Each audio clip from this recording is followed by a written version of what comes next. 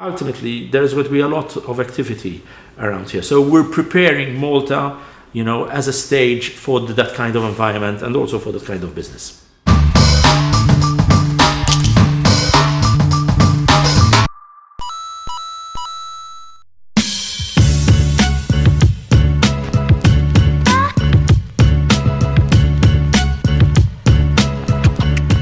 Hi, I'm Ivan Filletti. I'm the Chief Operations Officer of the Gaming Malta Foundation. The Gaming Malta Foundation is a non-profit foundation set up by government and by the Malta Gaming Authority to promote Malta as a center of gaming excellence. Our North Star is to promote Malta as the home of gaming excellence. So we look very much into the iGaming front, video gaming and also esports. And we do that with missionary zeal, I would say.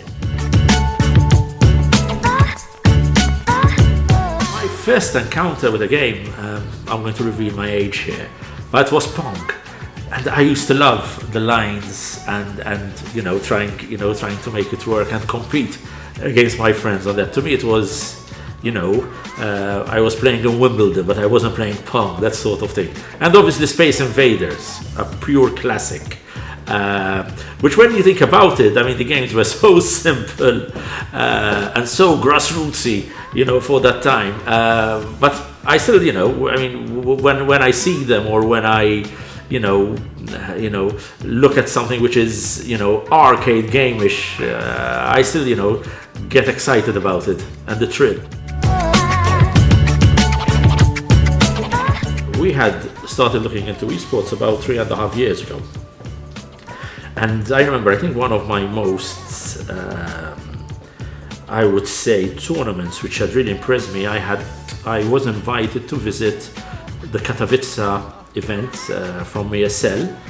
And when I saw 17,000 people in an arena, playing and watching, as spectators do, an esports tournament, that to me was a real revelation. There were people outside queuing to get into the arena.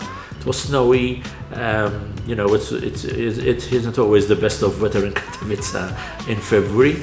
And when you see that, you realize, hey, there's something happening here. There's something good. And I remember saying to myself, we should get this in Malta. We should really continue to grow the local esports system because we have everything, to make it work.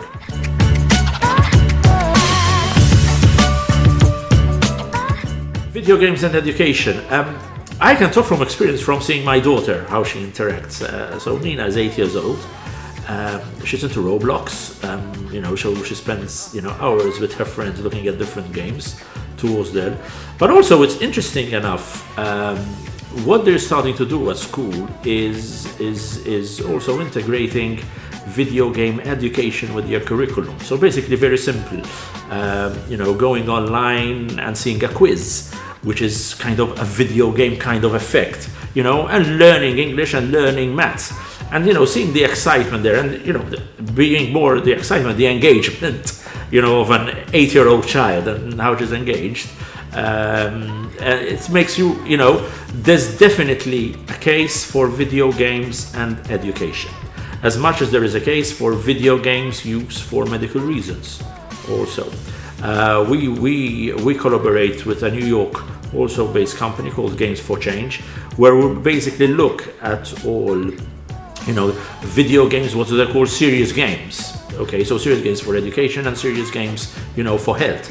So yes, definitely video games and education. Although there is a long way to go, but also it's good to see initiatives also by the Level Academy, in going down that route. And it's a continuous journey.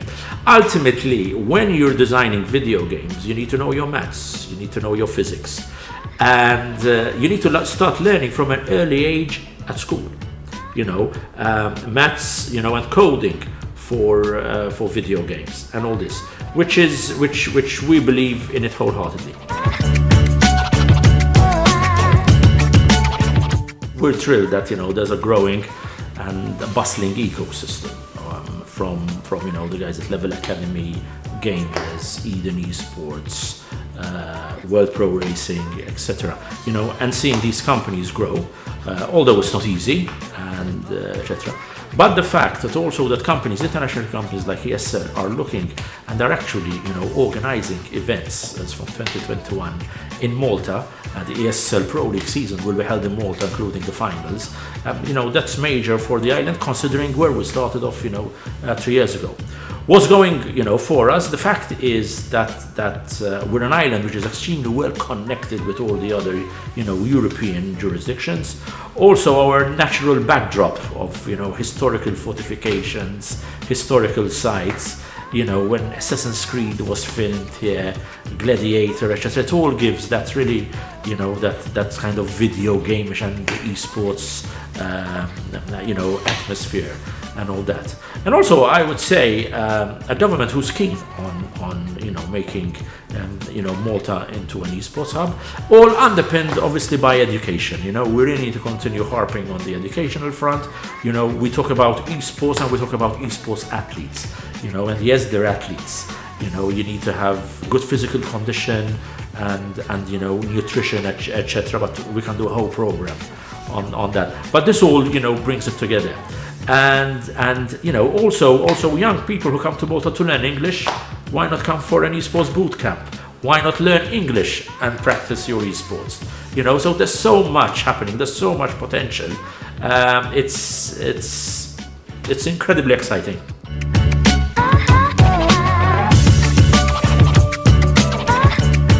Look, in 10 years' time, we've set a KPI that 1% of GDP will be the video and esports sector, employing about 2,500 to 3,000 employees within the next 10 years. So we actually set a KPI on that, and I see us very much. We're preparing the stage, or rather creating the stage for Malta.